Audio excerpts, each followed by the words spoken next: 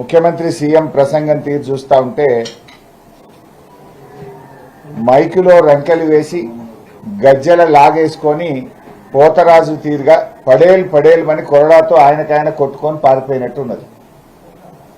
అబద్ధాలను అడ్డుకునేటోడు లేడు, ఆపటోడు లేడు. 10 ఏళ్ల పాట తప్ప కొత్తగా చెప్పింది లేదు, చేసింది అంతకన్నా లేదు. సబ్జెక్టు లేనోనికి వదురుడు ఎక్కువ, చేతగానోడికి ఏతులు ఎక్కువ అన్నట్టు ముఖ్యమంత్రిగా నీకు మైకు దొరకడమే నీకున్న అనుకూలత. ఎందుకంటే మాకు మైక్ ఇయ్యలే, ఉల్టా ఆయన్నే చెప్పాడు స్పీకర్ గారికి, వాళ్ళకి మైక్ ఇవ్వకండి, బీఆర్ఎస్ వాళ్ళకి ఛాన్స్ ఇవ్వకండి, నేను చాలా అబద్ధాలు ఆడినాయిగా, మళ్ళీ నా అబద్ధాలను వాళ్ళు బయట పెట్టారు అని చెప్పి మైక్ ఇవ్వద్దని పరోక్షంగా స్పీకర్ గారికి చెప్పి ఆయన బయటకు బారిపోయింది. ఆయనకు తెలిసింది ఘోరంతా, చెప్పేదంతా కూడా అబద్ధాలే. అబద్ధాల పునాదుల మీద అధికారంలోకి వచ్చి ఇవాళ అసెంబ్లీలో కూడా అబద్ధాలతోనే పాలన కొనసాగిస్తా ఉన్నాడు. మూసీ కాలుష్యం కంటే ముఖ్యమంత్రి నోటి కాలుష్యం ఎక్కువైపోయింది. అసలు ఒక్కటన్నా నిజం చెప్పిన వాడిని ఈరోజు అసెంబ్లీలో ఏడాదిలో నువ్వు చేసిందేమీ లేదు, గొంతు దించుకోవడం తప్ప రేవంత్ రెడ్డి ఏడాదిలో చేసిందైతే ఏమీ లేదు. అబద్ధాలు చెప్పడంలో గిన్నీస్ రికార్డును ఇలా రేవంత్ రెడ్డి గారు బద్దలు కొడతా ఉన్నాడు. నాకైతే అనిపిస్తుంది అబద్ధాల నుంచి ఇక దేవుడే ఈ రాష్ట్రాన్ని కాపాడాలేమో, ఈ ప్రజల్ని కాపాడాలని అనిపిస్తా ఉంది. ఇంతసేపు 2 గంటల ప్రసంగం చేసిండు బైసాబ్ ముఖ్యమంత్రి. 2 గంటల ప్రసంగంలో రైతు భరోసా ఎప్పుడు ఇస్తాడో, ఎంత ఇస్తాడో ఒక్క ముక్కనన్నా చెప్పిండా? 2 గంటల ప్రసంగంలో 2 లక్షలకు పైగా అప్పులున్న వాళ్ళను ఉడకండి, బ్యాంకుల్లో మీదున్నది కట్టండి, మేము రుణమాఫీ చేస్తా అని ముఖ్యమంత్రి అన్నాడు. ఈయన మాట నమ్మి చాలా మంది 2 లక్షలకు పైగా ఉన్న రుణాలు కట్టారు. మరి వాళ్ళకి ఎప్పుడు రుణమాఫీ చేస్తావో ఇంతవరకు చెప్పలేదు. 30వ తారీఖు మహబూబ్ నగర్ లో పోయి 2750 కోట్లు విడుదల చేసిన అన్నావు.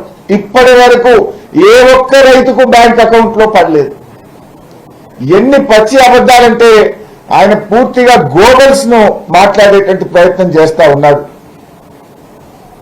ఇలా ఈ 2 గంటల ప్రసంగం చూస్తే మొన్న మేము అప్పుల విషయంలో ప్రభుత్వం యొక్క నోరు మూయించినాం.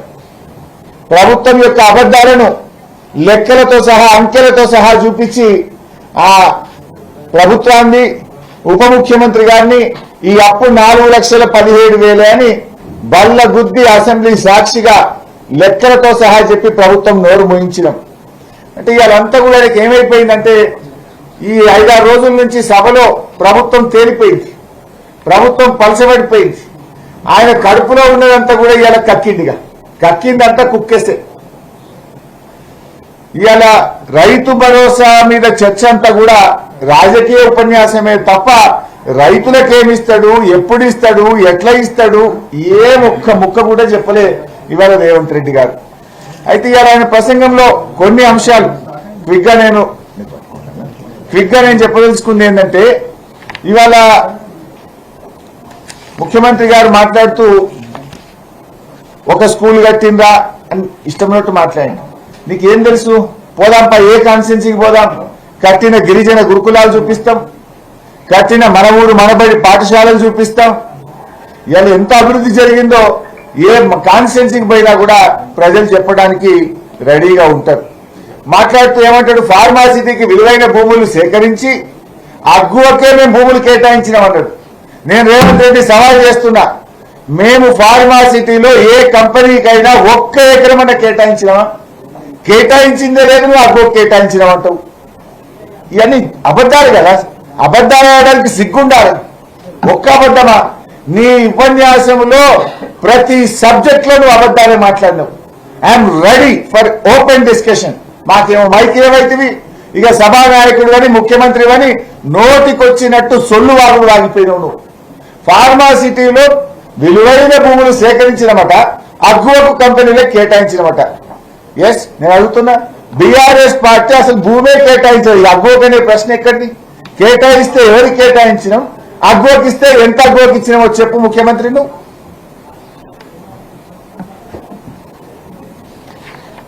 ఈరోజు ఆయన మాట్లాడుకుంటూ అంటాడు రుణమాఫీ చేయొద్దంటున్నామట మేము. Fee reimbursement వద్దంటున్నమాట.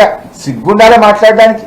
ఫీజు రియంబర్స్మెంట్ ఇవ్వండి మహాప్రభు అని ముఖ్యమంత్రికి పలుసార్లు లెటర్లు రాసినాము, అసెంబ్లీలో మాట్లాడినాము, ప్రతిపక్షాలు మాట్లాడుతున్నాయి, విద్యార్థులు కొట్లాడుతున్నాడు. ఇవాళ ముఖ్యమంత్రి అసెంబ్లీలో ఎంత పచ్చి అబద్ధాలు ఆడతాడంటే, మేమట రేడియల్ నోట్స్ వద్దన్నమాట, రుణమాఫీ వద్దన్నమాట, ఫీజు రియంబర్స్మెంట్ వద్దన్నమాట, త్రిబులార్ వద్దన్నమాట, సాగునీటి ప్రాజెక్టులు వద్దన్నమాట. నేను ఛాలెంజ్ చేస్తున్నా, మీరే సాక్ష్యం, మీడియా సాక్షిగా, రాష్ట్ర ప్రజల్ని కూడా అడుగుతున్నా, అసెంబ్లీ సాక్షిగా ఒక ముఖ్యమంత్రి ఇంత పచ్చి అబద్ధాలాడే ముఖ్యమంత్రిని నా జీవితంలో వినలేదు, చూడలేదు. ఎక్కడన్నా బీఆర్ఎస్ పార్టీ అన్నట్టుంటే ఒక్క రుజువు చూపియండి.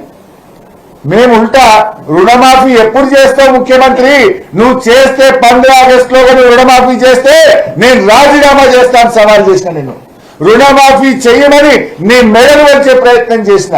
రుణమాఫీ చేస్తావా చేయవా నీ సంగతి ఏందో బండ గుద్ది అసెంబ్లీలో నిన్ను ప్రశ్నించిన.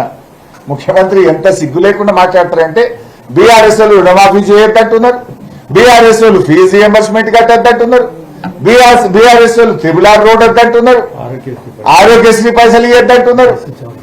ఇది ఆ మాట్లాడేది. అసలు ఇది ఎట్లుందంటే చోరు ఉల్టా కోత్వాలకు దాంతే అన్నట్టున్నది. ఇయ్యండి నువ్వు, ఎగబెట్టింది నువ్వు, మోసం చేసింది నువ్వు. ఈ మహాప్రభు ఇంకెప్పుడు ఇస్తావని రోజు నీ వెంట పడుతున్నాం. అదే మేము ఇయ్యొద్దన్నాము, ఈ అభివృద్ధి మేము వద్దంటున్నామని ముఖ్యమంత్రి మాట్లాడితే అర్థం పద్ధం ఉండాలన్నా వద్దా? ఏమన్నా ఏం మాట్లాడుతున్నావు నువ్వు? ఒక్క ఆధారం అని ఉందా నువ్వు చెప్పేదానికి? అంటే ఆయన అన్ని కూడా చావు తెలివితేటలు, ఆయన భాషలో చెప్పాలంటే చావు తెలివితేటలు ప్రదర్శిస్తుండు. ఆరిపోయే దీపానికి వెళ్తురు ఎక్కువ అన్నట్టు నీ పార్టీ ఎట్లా కథమైపోతుంది. నీ గ్రాఫ్ నీ ఏడాది పాలనలో పూర్తిగా పడిపోయింది. అందుకే నువ్వు గొంతు పెంచుకొని బిగ్గరగా మాట్లాడి ఏదో నేనున్నాను అని నీ ప్రజెన్స్ చూపించుకుంటే ప్రయత్నం చేస్తున్నావు. గొంతు పెంచినా, అరిచినా, గీ పెట్టినా, నువ్వు అల్లరి చేసినా, 2 గంటలు మాట్లాడినా తెలంగాణ ప్రజలు నిన్ను నమ్మరు. అయిపోయింది నీ పని. నీ చేతలతో చేయాలి తప్ప నువ్వు నీ మాటల గారడితోనో గొంతు చించుకుంటేనో ప్రజలు నిన్ను నమ్మరు. ఏంది నువ్వు చెప్పింది? అలా 2 లక్షల రుణమాఫీ మీద క్లారిటీ ఇయ్యలే, రైతు భరోసా మీద క్లారిటీ ఇయ్యలే, పంటల బీమా చేతులెత్తి పడేసింది అలా తుమ్మల నాగేశ్వరరావు. వానకాలంకు పంటల బీమా అన్నాడు, యాసంగికి వాయిదా వేసిండు. యాసంగికి పంటల బీమా అన్నాడు, ఇప్పుడు మళ్ళీ వచ్చే సంవత్సరం చూస్తా అంటుండు. ఇగో ఇది కాంగ్రెస్ తీరు. దొంగలకు సద్దులు కడుతున్నారు మీరు. ఇవాళ ముఖ్యమంత్రి గారు టనల్ విషయంలో కూడా మాట్లాడండి. ఎస్ఎల్బిసి టనల్ అంటే 10 కిలోమీటర్లు ఉండే బీఆర్ఎస్ లో 1 కిలోమీటర్ అవ్వలేదు అంటుండు. అసెంబ్లీలో మాట్లాడండి. I'm challenging the chief minister as irrigation minister గా పనిచేసిన కనుక బీఆర్ఎస్ ప్రభుత్వ హయాంలో మేము దాదాపు 11 కిలోమీటర్లకు పైగా బీఆర్ఎస్ హయాంలో మేము తవ్వాం టనల్. ఎస్ఎల్బిసి టనల్ 10 కిలోమీటర్లు ఉండే బీఆర్ఎస్ తవ్వనే లేదు అని మాట్లాడండి. 11.29 కిలోమీటర్లు ఎస్ఎల్బిసి టనల్ ను బీఆర్ఎస్ హయాంలో తవ్వి చూపించాం. నల్లగొండ జిల్లాకు కాళేశ్వరం జలాలను తెచ్చి దాదాపు 2.5 లక్షల ఎకరాలు తుంగతుర్తి, కోదాడ, సూర్యాపేటలో పంటలు పండించి చూపించినాం. నిన్నగాక మొన్న నువ్వు నల్లగొండపై ఇనాగ్రేషన్ చేసిన ఉదయ సముద్రంలో నీళ్లు పోయించింది బీఆర్ఎస్ పార్టీ. నువ్వు ఇనాగ్రేషన్ చేసిన మెడికల్ కాలేజ్ కట్టింది బీఆర్ఎస్ పార్టీ.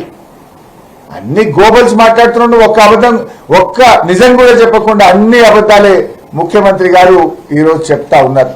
ముఖ్యమంత్రి అంటుండు నల్గొండకు పోదామా, ఆలేరుకు పోదామా, భువనగిరికి పోదామా అంటుండు. పాపం ఈ మూసి బాధలకు కారణం కాంగ్రెసా కాదా, తెలుగుదేశమా కాదా పోయి అడుగుదాంపా.